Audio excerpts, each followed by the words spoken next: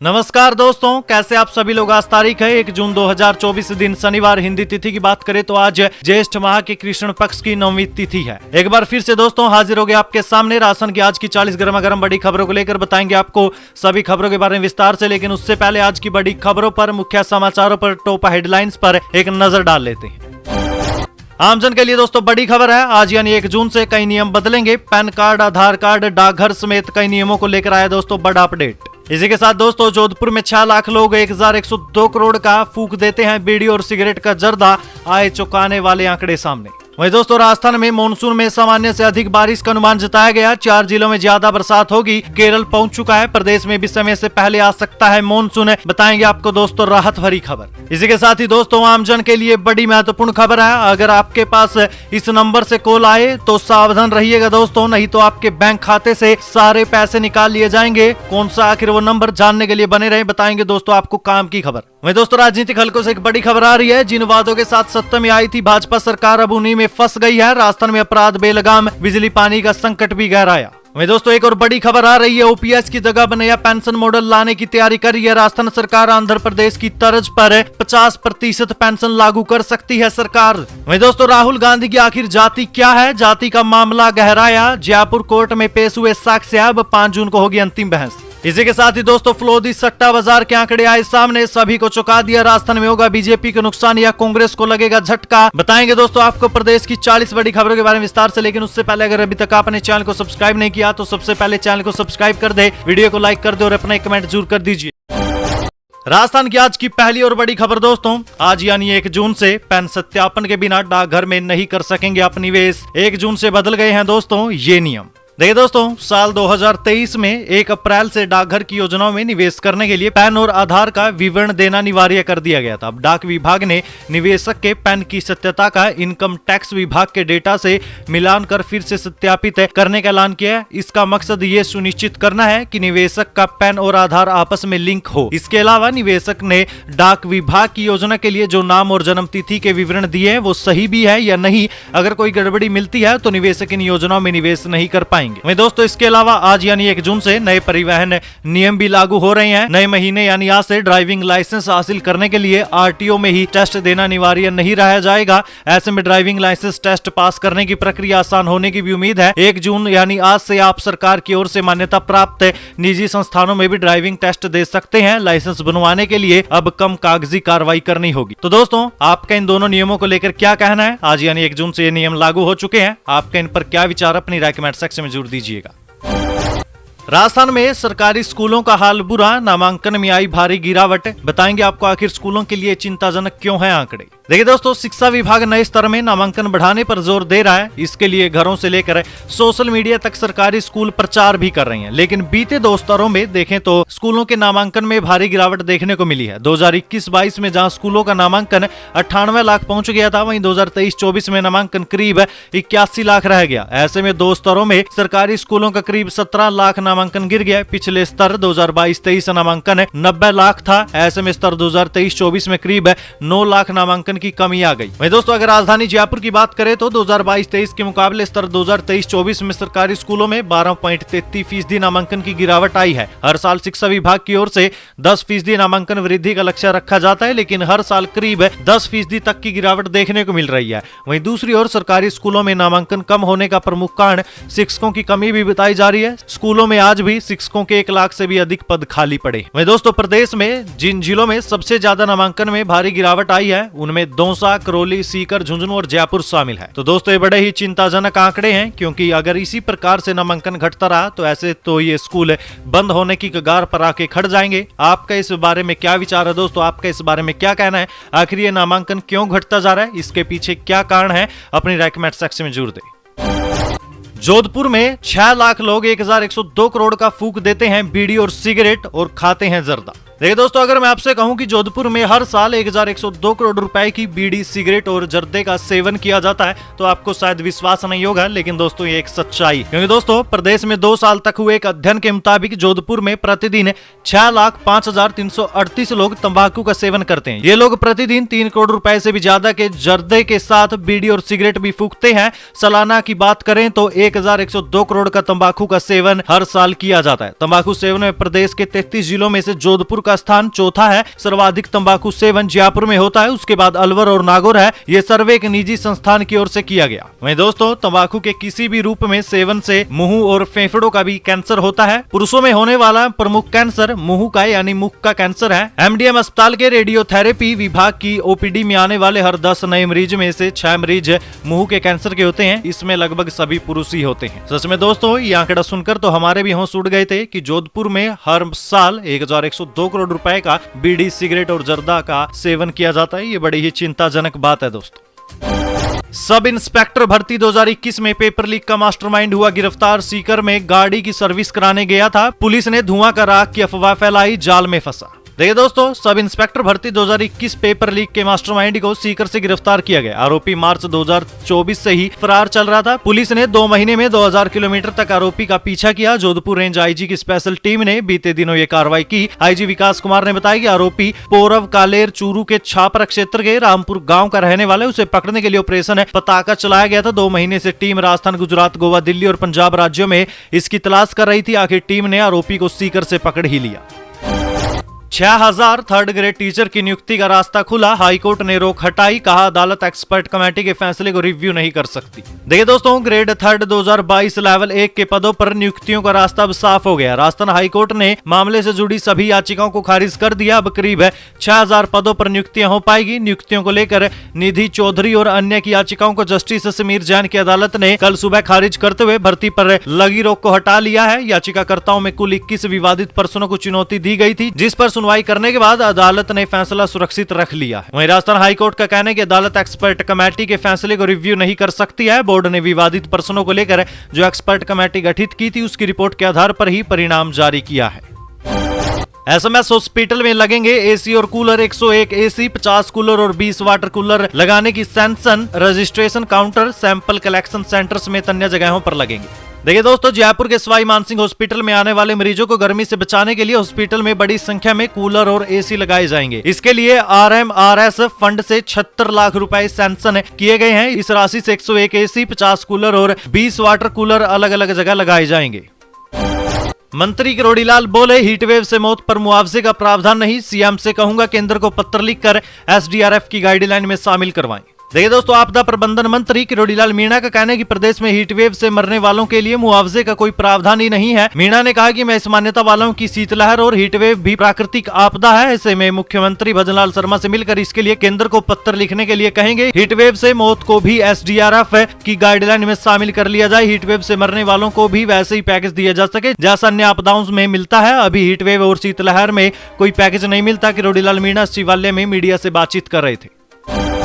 एक राहत भरी खबर दोस्तों, राजस्थान में मानसून में सामान्य से अधिक बारिश का अनुमान। 4 जिलों में ज्यादा होगी बरसात। केरल पहुंचा, प्रदेश में भी समय से पहले आ सकता है मानसून। देखिए दोस्तों, देश में मानसून की एंट्री हो चुकी है। इस बार मानसून केरल में समय से 2 दिन पहले पहुंच गया। वहीं पूर्वोत्तर के राज्यों में अरुणाचल प्रदेश, त्रिपुरा, नागालैंड, मेघालय, मिजोरम, मणिपुर और असम में समय से 1 सप्ताह पहले ही मानसून की एंट्री हो चुकी है। राजस्थान में भी मानसून समय से पहले पहुंचने की संभावना जताई जा रही है। जयपुर मौसम केंद्र के निदेशक राधेश्याम शर्मा का कहना है कि मानसून राजस्थान में कब तक आएगा इसकी तारीख अभी तो घोषित नहीं की जा सकती। सामान्यतः केरल में मानसून आने के 25 दिन बाद राजस्थान में एंट्री होती है। संभावना है कि राजस्थान में जून के आखिरी सप्ताह में मानसून की एंट्री हो सकती है। वहीं राधेश्याम शर्मा ने यह भी बताया कि इस बार राज्य में मानसून अच्छा रहने की उम्मीद है। कई स्थानों पर सामान्य और कई जगह सामान्य से भी ज्यादा बारिश का पूर्वानुमान है। पिछले दिनों केंद्रीय मौसम विभाग ने जो फोरकास्ट जारी किया था उसमें केरल में मानसून की एंट्री की घोषणा 31 मई की गई थी। वहीं राजस्थान, उत्तर प्रदेश, मध्य प्रदेश, हरियाणा, पंजाब, बिहार, महाराष्ट्र, कर्नाटक, केरल, आंध्र प्रदेश, तेलंगाना, चेन्नई में इस बार सामान्य से ज्यादा बारिश का अनुमान है। राजस्थान की बात करें तो यहाँ पूरे प्रदेश में मानसून सामान्य से अधिक रहने की उम्मीद है। पश्चिमी राजस्थान के जोधपुर, फलोदी और पूर्वी राजस्थान के अलवर और झुंझुनू के एरिया में सबसे ज्यादा बारिश होने का अनुमान जताया गया है। अमृत भारत स्टेशन विकास योजना, प्रदेश के 85 सहित देश के 1300 रेलवे स्टेशनों पर 12 मीटर चौड़े पुल बनेंगे। देखिए दोस्तों, देश भर में 1300 से भी अधिक स्टेशनों को स्टेशन रीडेवलपमेंट और अमृत भारत स्टेशन विकास योजना के तहत विकसित किया जा रहा है। रेलवे के एक वरिष्ठ अधिकारी के अनुसार 25,000 करोड़ से भी अधिक की लागत से इन स्टेशनों पर एयरपोर्ट जैसी अत्याधुनिक सुविधाएं विकसित की जा रही है। इन स्टेशनों पर 12 मीटर चौड़े पुल बनाए जाएंगे। इन्हें स्टेशन के एक छोर से शुरू करके दूसरे छोर पर उतारा जाएगा। इन्हें प्लेटफॉर्म से नहीं जोड़ा जाएगा, यानी कि इस पुल का उपयोग लोग शहर के एक तरफ से दूसरी तरफ जाने के लिए भी करेंगे और उन्हें इसके लिए प्लेटफॉर्म टिकट नहीं लेना पड़ेगा। रेलवे बोर्ड के सिविल इंजीनियरिंग के एक वरिष्ठ अधिकारी ने बताया कि इन पर कियोस्क भी बनाए जाएंगे, फिर उन्हें किराए पर दिया जाएगा, जो रेलवे की नॉन टिकट रेवेन्यू को बढ़ाएगा। वहीं उत्तर पश्चिम रेलवे के एक वरिष्ठ अधिकारी के अनुसार अमृत भारत स्टेशन विकास योजना के तहत राजस्थान में करीब 85 स्टेशनों को विकसित किया जा रहा है। इसमें उत्तर पश्चिम रेलवे के 63 स्टेशन शामिल है। वहीं जयपुर मंडल के बांदीकुई सहित 15 स्टेशन इस योजना के तहत विकसित किए जा रहे हैं। आमजन के लिए दोस्तों बड़ी खबर आ रही है। इस नंबर से अगर आपके पास कॉल आए तो रहे सावधान, नहीं तो आपके बैंक खाते से निकल जाएगा पैसा। देखिए दोस्तों, अगर आप ऑनलाइन सामान ऑर्डर करते हैं तो सावधान हो जाइए। अब नए नए तरीके के माध्यम से जालासाजी की गतिविधियां सामने आ रही है। ठग पार्सल सामान्य की डिलीवरी करने के नाम पर एड्रेस ढूंढने के बहाने नंबर देकर कॉल करने के लिए कहते हैं, उसके बाद कॉल फॉरवर्ड करके ठगी की वारदात को अंजाम देते हैं। आईजी राहुल प्रकाश ने बताया कि भरतपुर के मेवात में ठगी के काफी ज्यादा मामले सामने आए हैं। आज के समय में अधिकतर लोग ऑनलाइन सामान मंगवाते हैं और उनको लगता है कि उनका सामान आ रहा है। ठग के द्वारा जो नंबर दिया जाता है उस नंबर में आगे स्टार और पीछे हैशटैग लगा रहता है। ये कॉल फॉरवर्डिंग का कोड होता है, लेकिन आम लोगों को इसके बारे में नहीं पता। जब ठगों के द्वारा दिए गए नंबर पर कॉल किया जाता है तो वो कॉल अपराधी के नंबर पर फॉरवर्ड हो जाता है। फॉरवर्ड होने के बाद जो भी कॉल आपके पास आना है वो अपराधी के नंबर पर जाने लग जाता है। कई बार एसएमएस भी नहीं जाते, जो बैंक के ओटीपी होते हैं उन्हें कॉल के थ्रू भी बता दिया जाता है। उसके माध्यम से बैंक में जमा राशि को आसानी से निकाल लिया जाता है। अगर आपके पास भी ऐसे किसी नंबर से कॉल आता है जिसकी शुरुआत में स्टार और पीछे हैशटैग लगा हो तो उसे कतई भी न उठाए। ये आपके साथ फ्रॉड करने का एक नया तरीका अपराधी अपना रहे हैं। अगर आप उसे उठाते हैं तो आपकी कॉल फॉरवर्ड हो जाएगी उस अपराधी के नंबर पर और फिर आपकी जितनी भी कॉल आपके पास आनी थी वो सारी उस अपराधी के पास जाने लग जाएगी, जिससे आपका बैंक खाता भी खाली कर दिया जा सकता है। तो दोस्तों, ये बड़ी महत्वपूर्ण खबर है। इसे अपने दोस्तों परिवारजनों के साथ भी जरूर शेयर कर दीजिएगा ताकि उनका भी कोई भारी नुकसान न हो, वो भी इन जालसाजों से बच जाएं। बिजली पानी संकट पर सीएम हजलाल की हाई लेवल मीटिंग, लापरवाही वाले अधिकारियों की मांगी रिपोर्ट, गिरेगी अब गाज। देखिए दोस्तों, राजस्थान में पड़ रही भीषण गर्मी के बीच बिजली पानी की किल्लत से लोगों का जीना मुहाल हो गया है। बिजली कटौती और पेयजल संकट के साथ साथ अन्य मुद्दों पर भी बीते दिन मुख्यमंत्री भजनलाल शर्मा ने अधिकारियों के साथ हाई लेवल मीटिंग ली। सचिवालय में हुई इस मीटिंग के बाद सीएम ने अधिकारियों से रिपोर्ट मांगी और साथ ही काम में लापरवाही बरतने वाले अधिकारियों पर कार्रवाई के संकेत भी दिए। दरअसल बीते दिन जयपुर में प्रदेश में पानी, बिजली और हेल्थ सिस्टम को ठीक करने के लिहाज से जिलों के दौरे पर गए प्रभारी सचिवों के साथ सीएम ने सचिवालय में हाई लेवल बैठक ली। बैठक में सीएम ने सभी प्रभारी सचिवों से फीडबैक लिया। सीएम ने बैठक में प्रभारी सचिवों के जिलों के दौरे के बारे में फीडबैक लेते हुए मुख्य सचिव से जिलों के दौरे पर नहीं जाने वाले और किसने नाइट स्टे नहीं करने वाले अधिकारियों की भी रिपोर्ट मांगी। सीएम ने सचिवों से पूछा, जिलों में पानी, बिजली और हेल्थ सिस्टम कैसा है? आम आदमी की पीड़ा को दूर करना हमारी प्राथमिकता है। अधिकारियों को अपने लक्ष्य तय करने होंगे और लक्ष्यों को प्राप्त करने के लिए गंभीरता पूर्वक भी प्रयास करने होंगे। हीटवेव से राजस्थान में मौत का आंकड़ा छिपा रही है राजस्थान सरकार, पीसीसी चीफ बोले रोजाना 20 से 25 शव मिल रही हैं। देखिए दोस्तों, राजस्थान स्वास्थ्य विभाग के अनुसार प्रदेश में गर्मी के कारण अब तक सिर्फ 5 लोगों की मौत हुई, लेकिन कैबिनेट मंत्री किरोड़ीलाल मीणा समेत कांग्रेस के दिग्गज नेता इससे कई गुना बड़े आंकड़े जनता के सामने पेश कर रहे हैं। इस कारण लोगों में कंफ्यूजन की स्थिति और नेताओं में सियासी बयानबाजी भी शुरू हो चुकी है। बीते दिनों राजस्थान कांग्रेस के अध्यक्ष गोविंद सिंह डोटासरा ने इस पर अपनी प्रतिक्रिया देते हुए प्रदेश सरकार पर बड़ा आरोप लगा दिया। डोटासरा ने कहा कि भीषण गर्मी और हीटवेव के प्रबंधन में पूरे तरीके से विफल रही भाजपा सरकार अब हाईकोर्ट के आदेश के बाद मृतकों को मुआवजा देने से बचने के लिए मौत के आंकड़े छिपाने का ही पाप करने लग गई। एसएमएस अस्पताल से चौंकाने वाली सूचना आई है, जहां हीटवेव से मौत के करीब 40 अज्ञात लोगों के शव मोर्चरी में है। हर दिन करीब 20 से 25 अज्ञात लोगों के शव मोर्चरी में आ रहे हैं, लेकिन सरकार मुआवजा देने से बचने के लिए मौत के अलग अलग कारण बताकर 3 दिन के भीतर ही पोस्टमार्टम करके मामलों को निपटा रही है। राजनीतिक हलकों से एक और बड़ी खबर आई दोस्तों, जिन वादों के साथ सत्ता में आई थी भाजपा सरकार अब उन्हीं में फंसी। राजस्थान में अपराध बेलगाम, बिजली पानी का संकट गहराया। देखिए दोस्तों, सोशल मीडिया प्लेटफॉर्म ट्विटर यानी एक्स पर राजस्थान के मुख्यमंत्री भजनलाल शर्मा के इस्तीफे का ट्रेंड चल गया। हैशटैग भजनलाल शर्मा इस्तीफा दो के नाम से चल रहे ट्रेंड के पीछे भाजपा की 5 महीने की सरकार से लोगों की नाखुशी भी है। लोगों को कहना है कि जिन वादों के साथ भारतीय जनता पार्टी सत्ता में आई थी, आज सरकार उन्हीं मुद्दों को अनदेखा कर रही है। खासतौर पर महिलाओं के खिलाफ अपराध के मामलों में बढ़ोतरी से लोग नाराज हैं। इसके अलावा बिजली और पानी का संकट भी है। गर्मी की वजह से स्वास्थ्य व्यवस्थाएं धराशायी हो गई है। खुद भाजपा के नेता इसको लेकर सरकार को आड़े हाथों ले रहे हैं। इस खबर के बारे में दोस्तों आपकी क्या राय है? क्या भाजपा सरकार जो वादे करके सत्ता में आई थी, शायद भाजपा सरकार अब अपने उन वादों से भटक रही है? आप इस बारे में क्या कहना चाहेंगे? अपनी राय कमेंट सेक्शन में जरूर दें। ओपीएस की जगह अब नया पेंशन मॉडल लाने की तैयारी। आंध्र प्रदेश की तर्ज पर 50% पेंशन लागू कर सकती है सरकार। देखिए दोस्तों, ये बड़ी काम की खबर है, क्योंकि राजस्थान में पूर्ववर्ती गहलोत सरकार के सबसे बड़े सियासी दाव ओल्ड पेंशन स्कीम को अब नई भजनलाल सरकार बदलने का मन बना रही है। इसमें आंध्र प्रदेश की तर्ज पर राजस्थान में 50% पेंशन के नियम लागू किए जा सकते हैं। इसके लिए वित्त विभाग के स्तर पर कागजी कार्रवाई की जा रही है, लेकिन नीतिगत निर्णय होने की वजह से आचार संहिता खत्म होने के बाद ही इसमें कोई निर्णय हो सकता है। दोस्तों आपको बता दें कि पिछली गहलोत सरकार ने साल 2004 के बाद वाले कर्मचारियों के लिए लागू न्यू पेंशन स्कीम यानी एनपीएस की जगह ओपीएस लागू की थी। इसके बाद कांग्रेस शासित कुछ अन्य राज्यों में भी ओपीएस लागू की गई, लेकिन केंद्र सरकार ने ओपीएस लागू नहीं की। राजस्थान में पेंशन पर सरकार सालाना करीब 26,000 करोड़ रुपए खर्च कर रही है, यानी हर महीने करीब 1300 करोड़ रुपए। इसके अलावा सोशल सिक्योरिटी पेंशन पर भी लगभग 1100 करोड़ रुपए प्रति माह खर्च होते हैं। लेकिन अब भजनलाल सरकार इस पूरे ही प्रकरण को बदलने वाली। आंध्र प्रदेश की तर्ज पर राजस्थान में भी अब पेंशन स्कीम लागू होगी।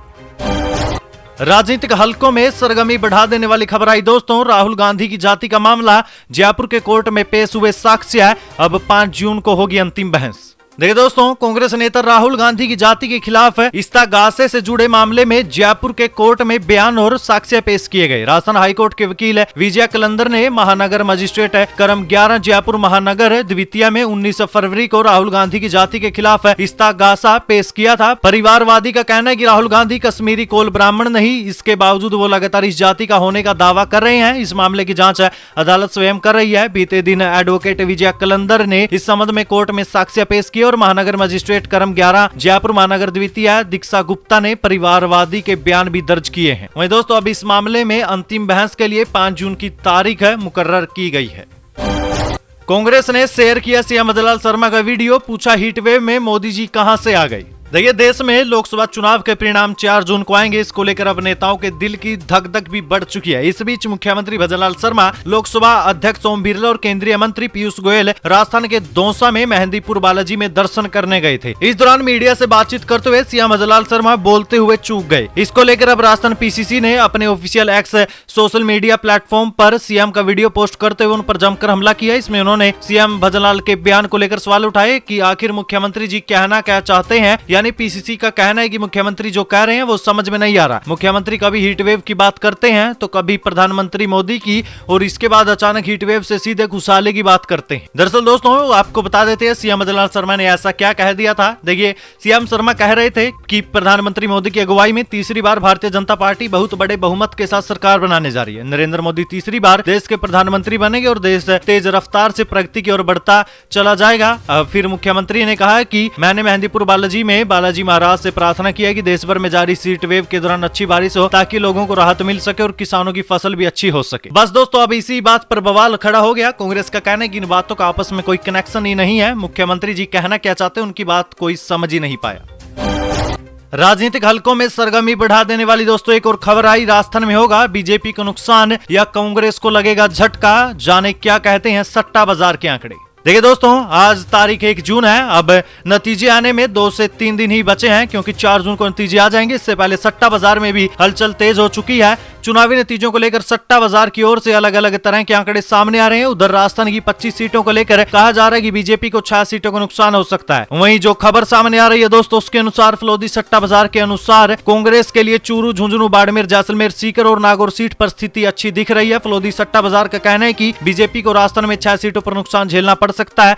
सट्टा बाजार ने बीजेपी की टेंशन को बढ़ा दिया है। पिछले चुनाव में बीजेपी ने 24 सीटें जीती थी और 1 सीट हनुमान बेनीवाल ने जीती थी, जो कि एनडीए का हिस्सा थे। वहीं अब उधर राजस्थान में बाड़मेर के निर्दलीय प्रत्याशी रविंद्र सिंह भाटी की चुनाव के दौरान तो खूब चर्चा रही, जिनकी जनसभाओं और रैलियों में भी काफी भीड़ देखी गई, लेकिन यह भीड़ वोटों में तब्दील होती नहीं दिख रही है। फलोदी सट्टा बाजार के मुताबिक रविंद्र सिंह भाटी यहां कमजोर स्थिति में दिख रहे हैं। बाड़मेर से बीजेपी के कैलाश चौधरी और कांग्रेस के उम्मीदवार बेनीवाल प्रत्याशी हैं। सट्टा बाजार के मुताबिक यहां उम्मीदवार जीत हासिल कर सकते हैं।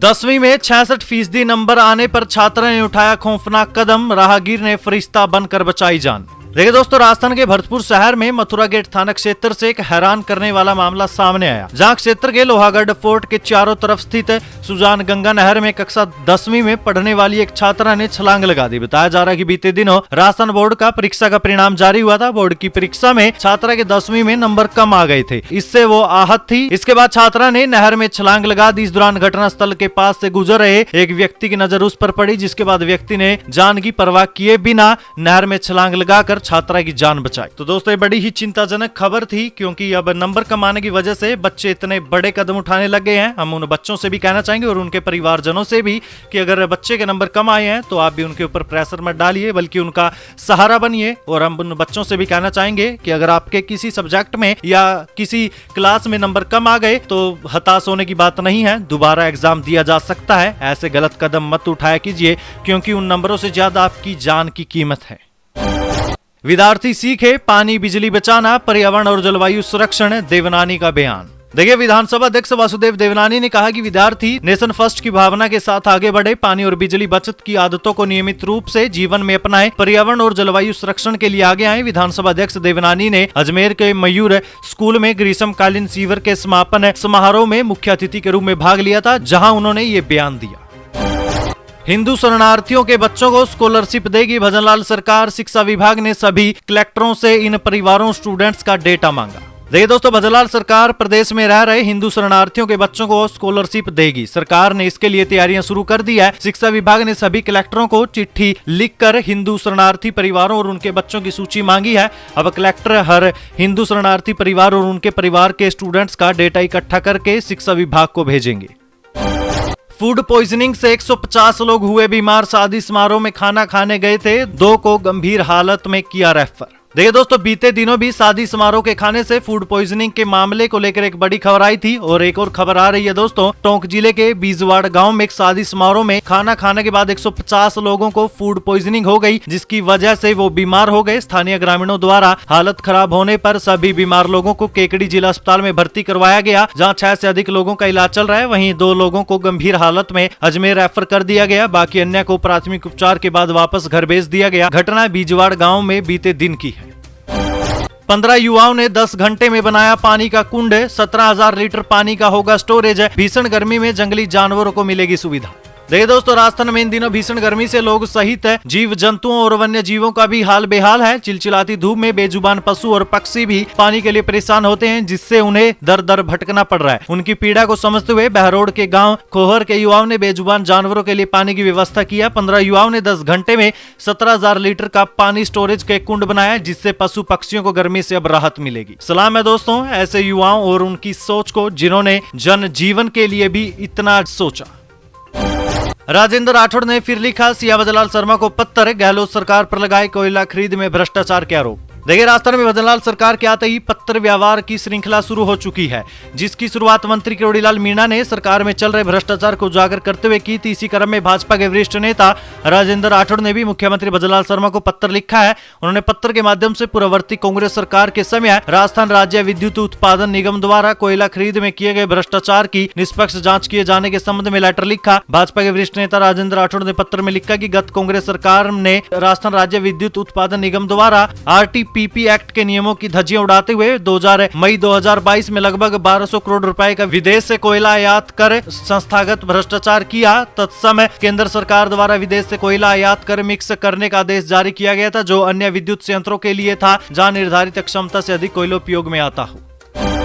लहसुन के भाव में आई सोने सी तेजी, किसानों ने भंडारण पर लगाए CCTV कैमरे। देखिए दोस्तों, इस साल लहसुन की फसल ने किसानों को बहुत फायदा दिया। थोक मंडी में लहसुन 4000 से 19,000 रुपए प्रति क्विंटल बिक रहा है। रिटेल बाजार में यही लहसुन 150 से 300 रुपए किलो मिल रहा है। पिछले साल के मुकाबले लहसुन का भाव इस साल अच्छा मिलने व आगे भावों में उछाल आने की संभावना के चलते किसानों ने लहसुन का भंडारण शुरू कर दिया। लेकिन बढ़ते भावों के चलते खेत खलियान व घरों में भंडारित लहसुन की चोरी की घटनाएं बढ़ने लग गई है, जिस कारण किसानों ने भंडारण की जगह पर सीसीटीवी कैमरे लगवाना शुरू कर दिया है। एसपी बोले, तस्करी नहीं छोड़ोगे तो घर जरूर तोड़ेंगे। तस्करों के 3 मकानों पर चला बुलडोजर, 3 करोड़ की जमीन से हटाया कब्जा। देखिए, नशीले पदार्थों की तस्करी करने वाले 4 तस्करों के 3 घरों पर बुलडोजर चलाया गया। तस्करों ने सरकारी जमीन पर कब्जा कर ये मकान बनाए थे। जहां कब्जा कर रखा था उस जमीन की कीमत 3 करोड़ रुपए है। कार्रवाई श्री गंगानगर में बीते दिन हुई। इस दौरान एसपी गौरव यादव ने नशा तस्करों को चेतावनी दी, कहा तस्करी नहीं छोड़ोगे तो घर जरूर तोड़ेंगे। नागौर को ऑक्सीजन फैक्ट्री बनाने की तैयारी। एक पेड़ मेरे नाम थीम पर 5 जून को 11,000 पेड़ लगाने का लक्ष्य। देखिए, 5 जून को पर्यावरण दिवस पर मेला मैदान में 11,000 पेड़ लगाने का लक्ष्य रखा गया है। इसके लिए तैयारियां शुरू हो चुकी है। सभी पेड़ों पर ट्री गार्ड लगाए जाएंगे और ड्रिप सिस्टम लगाए जाएंगे। वृक्षारोपण के लिए पद्मश्री प्राप्त हिमताराम भानबू ने प्रेस कॉन्फ्रेंस में बताया कि नागौर भीषण गर्मी की वजह से भट्टी बना हुआ है। इसका सबसे बड़ा कारगर उपाय है कि ज्यादा से ज्यादा वृक्षारोपण किया जाए।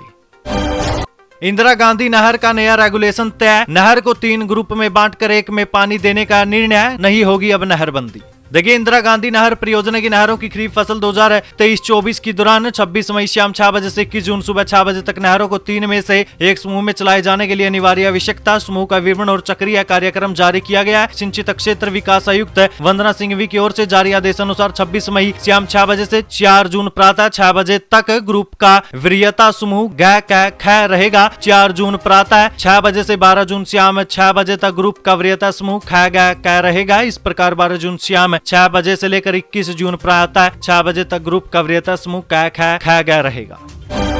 अब महिला मरीज की निकाली गलत किडनी भी गायब। झुंझुनू धनखड़ हॉस्पिटल केस, आरोपी डॉक्टर बोला मैंने परिजनों को दी, परिवार का इनकार। देखिए, महिला मरीज की गलत किडनी निकालने के मामले में अब एक और विवाद सामने आ गया। जिस हॉस्पिटल में ऑपरेशन शुरू हुआ उस पर अब किडनी गायब करने का भी आरोप है। मरीज के परिजनों का कहना है कि उन्हें निकाली गई किडनी नहीं दी गई, जबकि जिस डॉक्टर ने गलत किडनी निकाली उसका कहना है कि उसने किडनी परिजनों को दे दी।